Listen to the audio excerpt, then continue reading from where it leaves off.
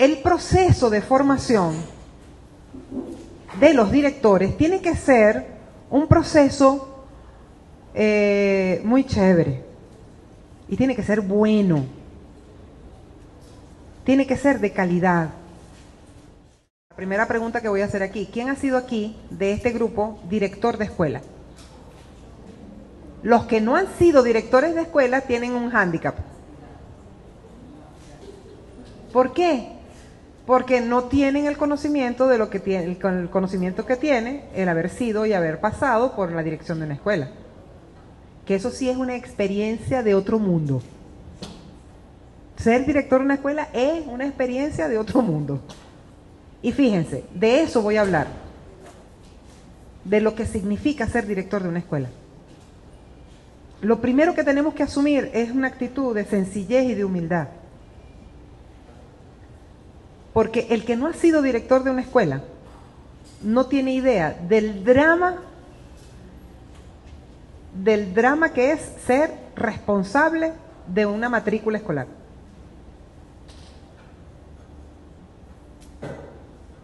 Y fíjense, ¿una escuela cómo se define? Algunos teóricos incluso la han definido como depósito de muchachos. Nosotros estamos diciendo que una escuela es más que eso. Si no, entonces, ¿por qué se define como escuela? Si no se va a aprender, entonces, ¿por qué se define como escuela? Si tú vas todos los días y sales de esa escuela, pero nunca aprendiste nada, entonces esa escuela no es una escuela, ¿verdad? Una escuela se define básicamente porque es un lugar donde se aprende. Y donde todo el mundo aprende. No solamente aprenden los niños, aprenden los maestros, aprende el director, aprende todo el mundo. Ahora, si yo tuviera una pizarra, yo podría dibujarles una escuela y les podría decir: la escuela tiene 5 asuntos, 5 dimensiones. Tiene matrícula, pero la matrícula no es solamente los niños, la matrícula viene con un paquete, que es la familia. Entonces la matrícula más la familia. Tiene la segunda dimensión, son los maestros y las maestras. Pero eso no vienen solos también. Eso viene un equipo también pedagógico. El equipo pedagógico son los obreros, los administrativos, toda la gente que hace vida en una escuela y que hace funcionar más o menos la escuela. La tercera dimensión es el lugar, la sede, que mucha gente no lo ve como una dimensión de la educación. Pero, explíquenme, ¿sin agua se puede dar clase? ¿Se fue la luz? ¿Se fue el agua? ¿Se puede dar clase? No. Y hoy se cayó el techo del aula de clase del 3er grado. ¿Qué hacemos? Y es una cosa que todo el mundo piensa en las didácticas, todo el mundo piensa en la pedagogía del amor, del ejemplo, la curiosidad, todo el mundo piensa en los docentes, la formación, la estrategia, pero nadie piensa en la sede. Y dirían los militares, ¿no? Ustedes saben que cuando vamos a la guerra, la gente más importante cuando vamos a la guerra no son los soldados. Es el de operaciones, el de logística. Porque ¿qué hace un soldado al frente de la guerra si no tiene detrás todo lo que necesita para ir a la guerra? ¿Tú mandas a un soldado solo para la guerra? Ni de casualidad. Pero la logística en una escuela, ya vamos a hablar de eso, es una dimensión casi que tan importante como la dimensión pedagógica. La cuarta dimensión es el entorno, porque ninguna escuela está aislada del mundo. Es la comunidad, son las instituciones que la rodean. Y es todo lo que sucede alrededor de la escuela. Y la quinta dimensión son los recursos para el aprendizaje, que también es un tema muy importante en una escuela. Y que es como una cosa casi que marginal. También es una cosa en la que mucha gente no piensa. Entonces, fíjate, si tú tienes matrícula, tienes a los profes y al personal administrativo, obrero, o sea, tienes un equipo, tienes una sede, un lugar, tú tienes una comunidad que respalda y tienes recursos para el aprendizaje, eso es una escuela. Pero eso no termina de ser una escuela si todo eso no se engrana con un sistema de trabajo. Todo eso debe estar engranado en un sistema de trabajo. Por eso existen consejos directivos, consejos pedagógicos, consejos técnicos, asamblea de padres y representantes tal, reunión del consejo educativo, asamblea comunitaria, asambleas estudiantiles, elección de vocería. ¿Quién decide qué en la escuela? Ah, bueno, estas decisiones las toma el director. Estas decisiones las toma el consejo docente. Estas decisiones las toma... ¿Quién toma qué decisiones? Cuando un muchachito está fumando droga, ¿quién toma la decisión? ¿Quién se encarga de la criatura? Detectaron un arma en un liceo, en una escuela. Ajá, ¿quién hace qué? ¿Qué paso sigue?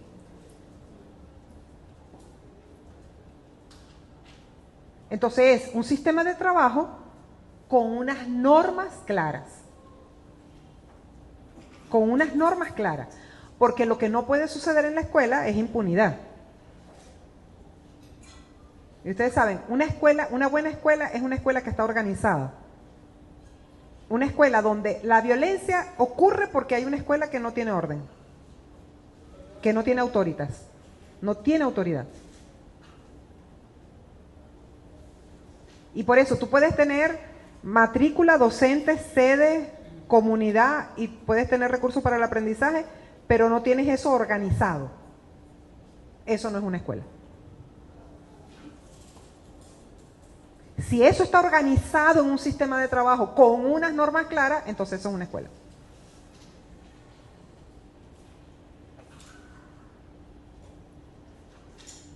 Y una última cosa para que sea una escuela es que eso que está organizado en un sistema de trabajo tiene que tener un enfoque. Un enfoque que nosotros le decimos enfoque epistemológico, porque tiene un concepto detrás. Tiene una forma de entender la vida, una forma de entender el conocimiento, una forma de cómo se hace la enseñanza. Si ahí cada maestro hace lo que le da la gana, bueno, si es posible que esté organizado, digamos que tú tengas la matrícula, los docentes, la sede, el entorno, la comunidad, pero además, y los recursos para el aprendizaje, tienen un sistema, pero cada quien haciendo lo suyo, con un enfoque distinto, bueno, eso es muy complejo, definirlo como una unidad. No se define como una unidad, como un todo.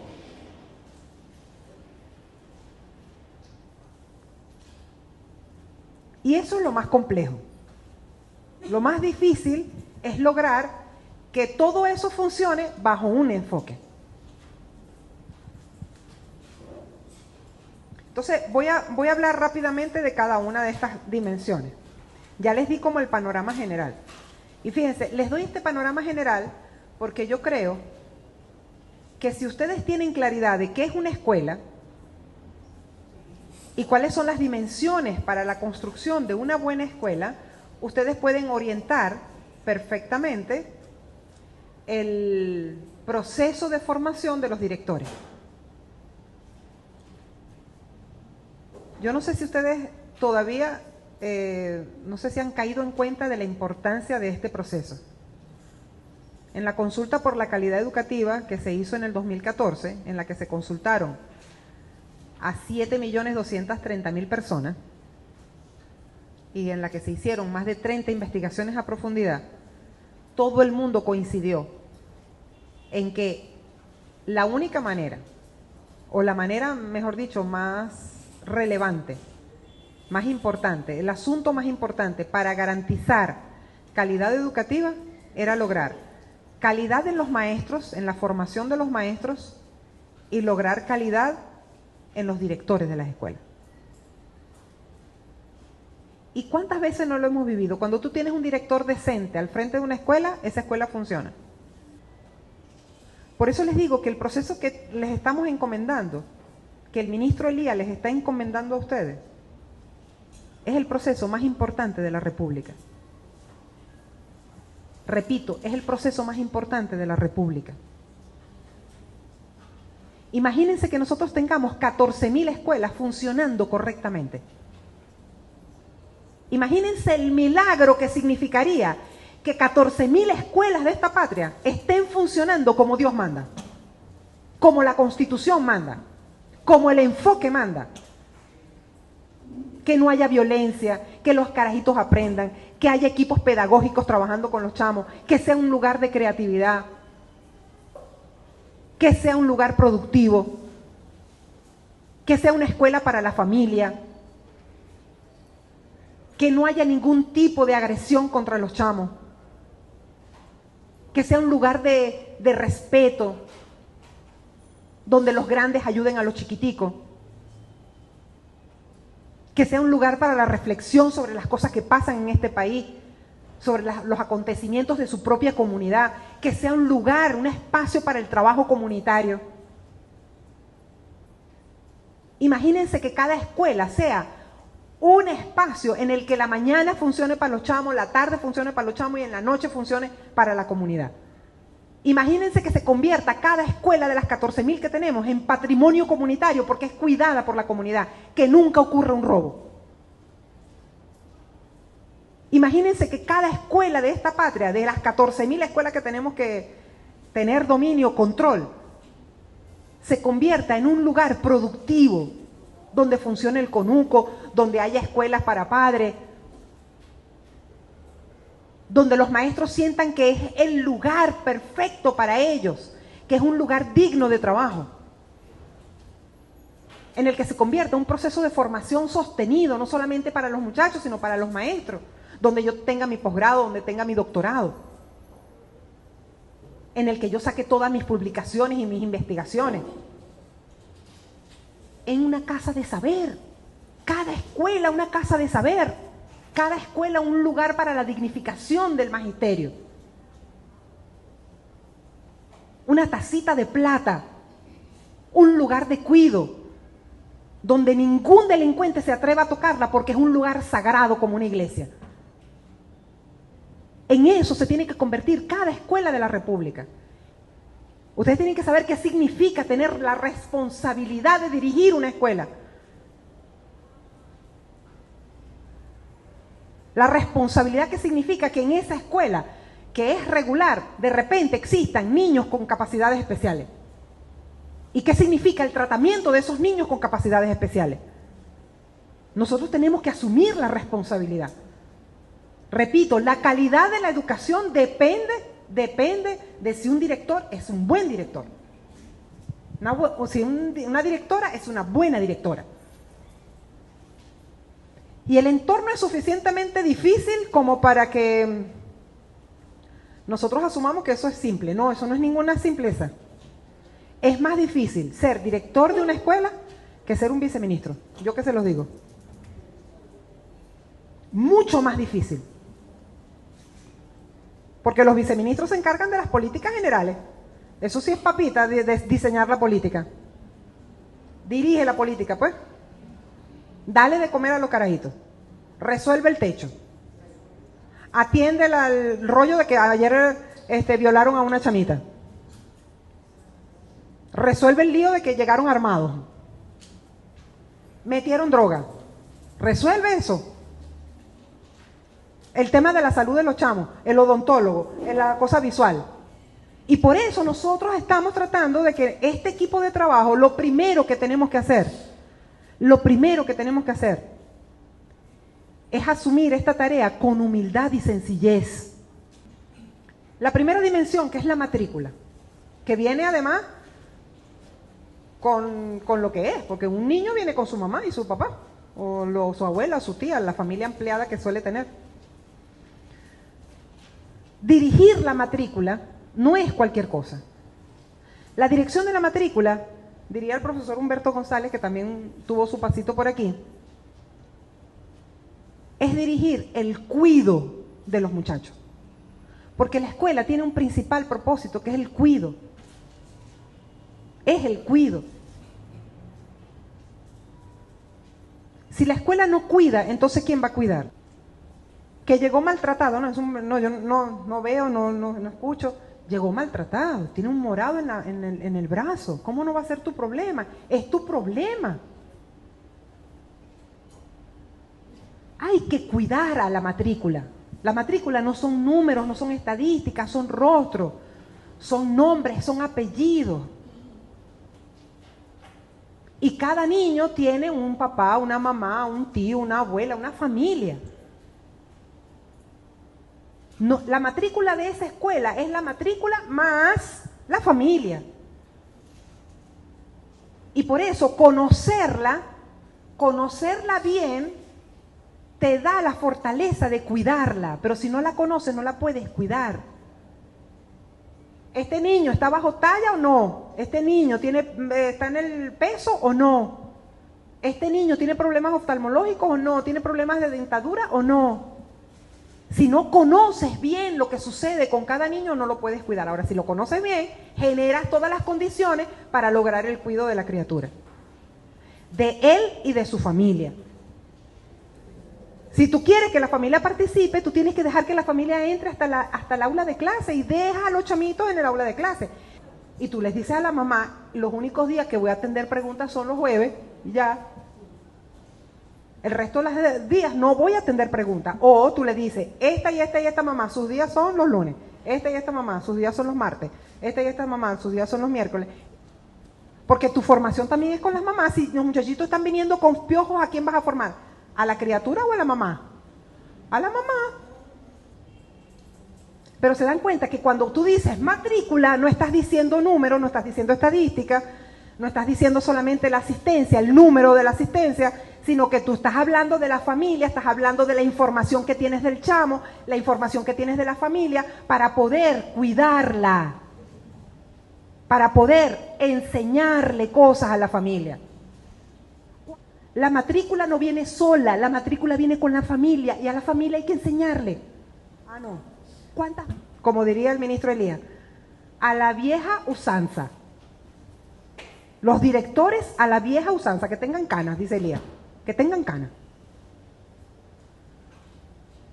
Nosotros nos tenemos que poner rigurosos, porque la matrícula es la matrícula y la familia. Y tenemos que entender que la escuela es la formación de los carajitos y de la familia. La segunda dimensión son los maestros.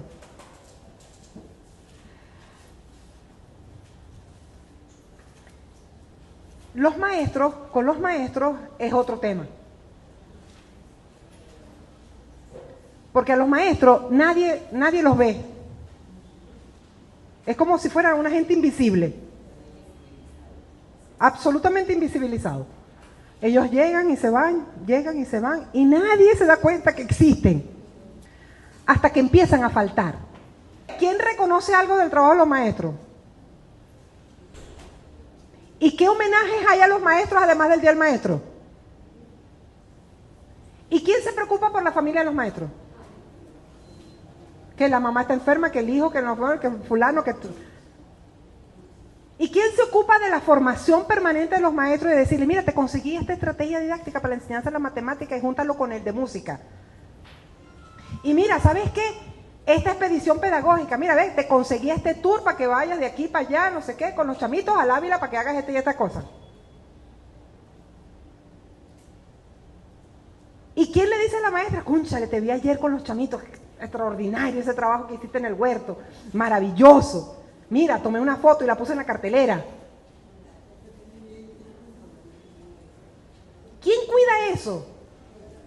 ¿Quién cuida el ego de los maestros? El ego de los maestros. ¿Quién cuida las cuerdas vocales de los maestros? ¿Quién lleva un foniatra? ¿Quién cuida al que cuida? Un director tiene que hacerlo, porque ¿quién lo va a hacer? ¿El ministro Elías? ¿Un viceministro? ¿Quién lo va a hacer? ¿Ustedes? Al final recae sobre los directores. ¿Y por qué la educación física y los maestros de educación física no hacen educación física también con los maestros? Porque la ejercitación es muy importante para despertar la creatividad. La recreación de los maestros, ¿quién atiende eso? ¿Y la vida emocional de los maestros, quién la atiende? Si nosotros no cuidamos al que cuida, nosotros no vamos a tener calidad educativa. Así de sencillo. La tercera dimensión es la dimensión de la sede. Y fíjense, les decía empezando, la logística es la que sostiene la educación. Necesitas agua, necesitas pupitres, es decir, mesas, sillas, necesitas luz,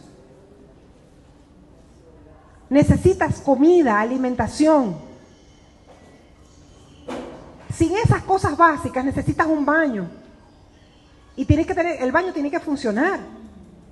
Si eso no funciona, si la cosa mínima de la escuela no funciona, entonces no es posible. Por eso yo siempre digo que una escuela tiene que tener un director, un subdirector académico, pero tiene que tener un subdirector administrativo. Pero el subdirector administrativo no es el que se encarga de recoger qué profesor faltó o qué profesor no faltó. Eso es de académico o de personal, o es una dimensión de lo administrativo. Pero el subdirector administrativo incluso no debería ser un profesor, sino que debería ser personal administrativo del ministerio. No debería ser un profesor, porque los profesores tienen que ser profesores. Porque el personal administrativo debería encargarse de esa lógica administrativa que tiene varias cosas. Uno, mantenimiento menor y mayor. Mantenimiento menor y mantenimiento mayor. Pero también debe encargarse de los temas de la seguridad de la escuela. También debe encargarse del PAE. Y también debe tener, digamos, una arista de los bienes de la escuela. Están etiquetados, sabemos cuántos pupitres hay, sabemos cuántas computadoras, sabemos qué es lo que sucede con los traslados de los bienes de un piso a otro. De los bienes. Imagínense de los bienes en una escuela técnica, los tractores, los laboratorios. ¿Quién se encarga de los bienes? Nadie. Nadie sabe. Allá llegó Nancy un día, la vice, a una escuela y el tractor estaba en casa de un vecino. Bueno, ¿y por qué está en casa de fulano de tal? Bueno, un lío con el tractor, y la tipa se puso así tipo Soraya y dijo, no me voy de aquí hasta que no aparezcan los tractores. Y entonces aparecieron los tractores a las 4 horas. Los bienes de una escuela. Hay una responsabilidad penal, administrativa y penal con relación a los bienes, y eso, el responsable es el director. Y también esa gestión administrativa tiene la responsabilidad de personal.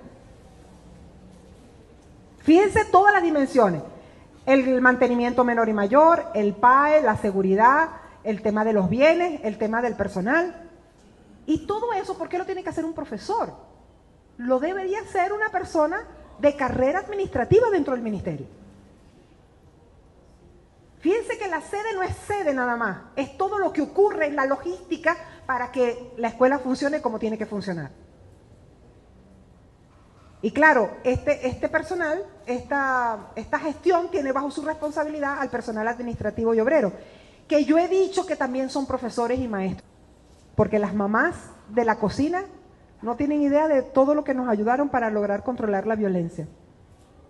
Por eso cuando formas a los docentes, tienes que formar también al personal administrativo y obrero para que todos tengamos la misma misión, el mismo enfoque, la misma orientación. Si solo el director sabe para dónde va la escuela, pero los maestros no saben para dónde va, los administrativos no saben, los obreros no saben, esa escuela no va a tener la direccionalidad. Todos tienen que saber para dónde va la escuela, para que tenga una misma orientación. La siguiente dimensión es la comunidad y el entorno. Y fíjense, en el entorno puede cuidar la escuela o puede dañar la escuela. Hay escuelas azotadas por su comunidad y hay escuelas amadas por su comunidad. Yo siempre pongo el ejemplo de la escuela de Los Naranjos en La Vega. Esa escuela, a las 4 de la tarde el director, ahorita lo cambiaron, pero a las 4 de la tarde el director le entregaba la llave a la comunidad, le decía, hasta mañana, vengo mañana. El viernes, en la tarde, hasta mañana, y entregaba la llave. El lunes cuando regresaba, esa escuela estaba mejor que como él la había entregado. Y había ocurrido de todo en esa escuela. Que si los consejos comunales, que si la reunión de la comuna, que si no sé qué, que si Mercal se reunió allá, que si no sé cuánto, que 500 cosas ocurrían en la escuela. y esa nunca ha sido robada, nunca ha sido maltratada. A esa escuela nunca le falta nada porque la comunidad la cuida como si fuera la casa de ellos. Ah, pero ese trabajo lo tiene que hacer el director. Ustedes saben que hay mucha retórica en torno al tema de familia y el tema de comunidad, ¿no? Familia, escuela y comunidad. Eso es como la frasecita muy trillada en la boca de los maestros. Pero a la hora de la chiquita, la gente, los maestros y los directores no saben cómo hacer el trabajo, ni con la familia ni con la comunidad. Y la comunidad es muy instrumentalizada. O la uso para mi beneficio o yo no sé qué hacer con ella. Entonces, cada vez que yo necesito pintar en la escuela, busco a la comunidad. Pero del resto yo no busco a la comunidad. Entonces yo estoy instrumentalizando a la comunidad, estoy usando a la comunidad. Y la comunidad lo sabe. Y así no funciona.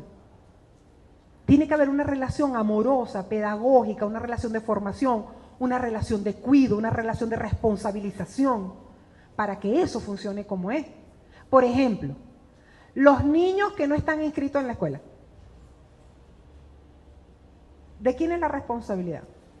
Porque nuestra primera bandera de la calidad educativa tiene que ver con la inclusión. Ajá, y los niños que no están en la escuela, ¿dónde están? ¿Están haciendo qué? ¿De quién es la responsabilidad de los niños que no están en la escuela? Bueno, de la comunidad junto con la escuela. La escuela tiene que hacer todo el trabajo de aproximación, por eso el director tiene que, como diría el Principito, ¿saben? El Principito con el zorro y con la rosa. El Principito dice: el tiempo que perdí con mi rosa hace que mi rosa sea tan importante. Y el director tiene que perder tiempo en la comunidad. Y pongo perder entre comillas, porque es tomarse el café en la casa de la gente, visitar la bodega, entender las lógicas del barrio, sentarse en la escalera con los chamos, jugar un partidito en la calle que cierran los sábados, hacer el sancocho junto con la gente, saber fulano son los que están fuera de la escuela, incentivar a la familia a que los traigan a la escuela, porque esa matrícula es una matrícula del libro oscuro, ¿saben? Hay una matrícula que es la formal, la que está inscrita en la escuela, y hay otra matrícula que es la matrícula no inscrita, pero que debería estar inscrita en la escuela. Esa matrícula también es responsabilidad de la escuela junto con la comunidad. Pero el trabajo comunitario, hay tan pocas cosas escritas en este ministerio sobre el trabajo comunitario, tan pocas cosas escritas. Hay tan pocas investigaciones sobre el trabajo comunitario, porque en realidad hay una gran flojera política de hacer trabajo comunitario. Porque también es difícil. Entonces tú le dices a un maestro: tú también tienes que hacer trabajo comunitario. Bueno, sí, pues ese es el trabajo nuestro, como comunidad escolar. Entonces tú dices: bueno, un día a la semana, o un día cada 15 días, o un día al mes, nosotros nadie hace trabajo aquí, todos vamos a la comunidad. ¿Y qué vamos a hacer? Vamos a visitar. Y organizamos la visita. Y ese día no hacemos trabajo en la escuela, lo hacemos afuera. Y nuestros maestros, en vez de estar en el aula, salimos de la escuela para afuera. De la escuela para afuera, que también es clase. Pero tienes que tener un director suficientemente creativo como para que entienda que si tú pierdes un día de clase no lo estás perdiendo, lo estás ganando. Lo estás ganando con la familia, lo estás ganando visitando el barrio, lo estás ganando construyendo una relación comunitaria. Ahora, a menos que entendamos que la escuela es una isla dentro de la comunidad. Y eso no tiene sentido.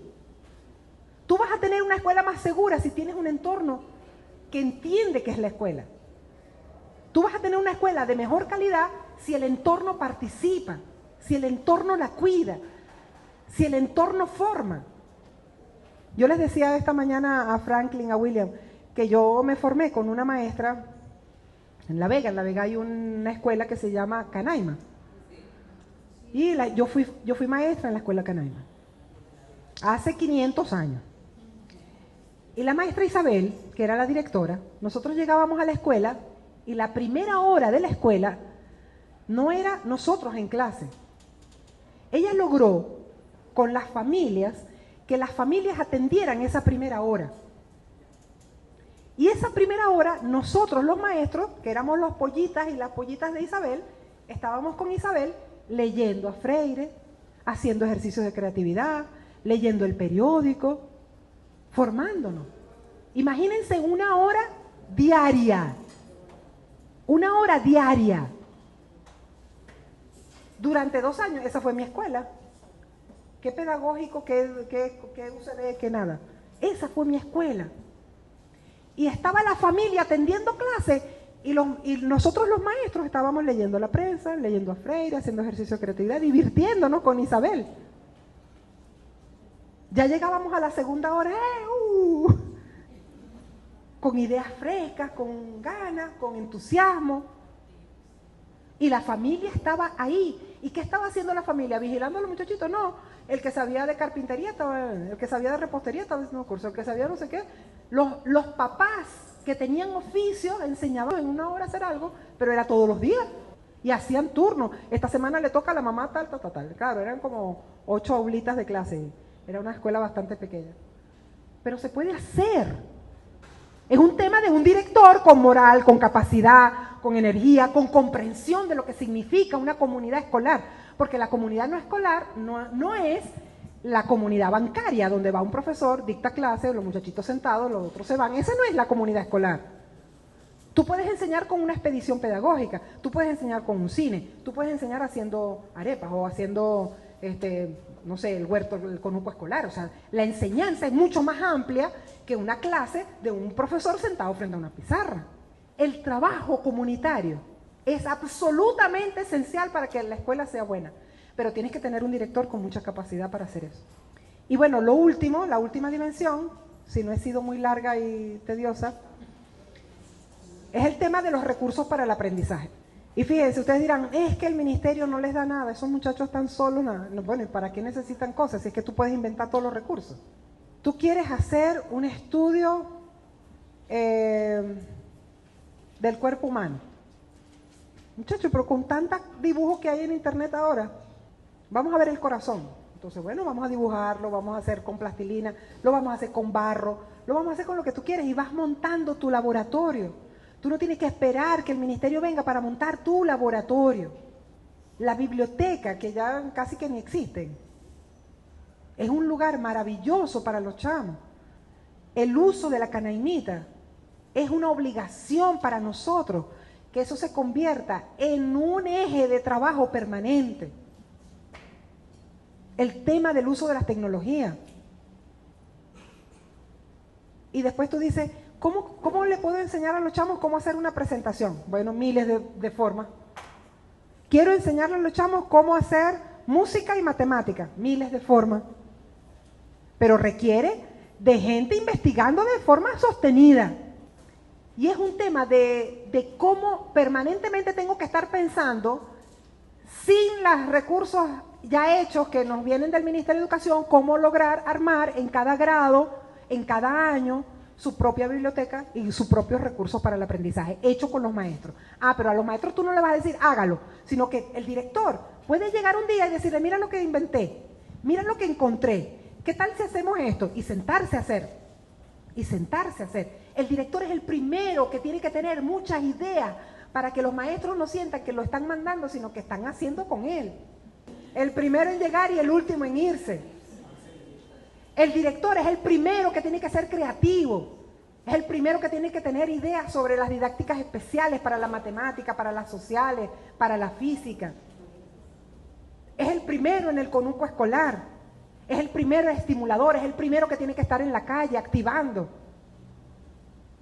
Y ustedes me dirán, bueno, no sé dónde vamos a conseguir esos directores. Los directores no nacen, se hacen. Los directores no nacen, se hacen. Y se hacen en formación. Se hacen en formación, que debe ser un proceso lúdico, debe ser un proceso ético, tiene que ser un proceso de formación moral. Tiene que ser un proceso que levante la cara del maestro y del magisterio. Levanten la cara, como diría el presidente Nicolás Maduro. Y tenemos que levantar una nueva generación de directores, una nueva generación de directores que sean capaces de levantar la educación pública de calidad, que sean capaces de levantar la formación de los maestros, que sean capaces de cuidar el entorno, de hacer trabajo comunitario. Están llamados, ¿oyeron? Están llamados y llamadas a levantar la cara y el orgullo del magisterio venezolano. Muchas gracias.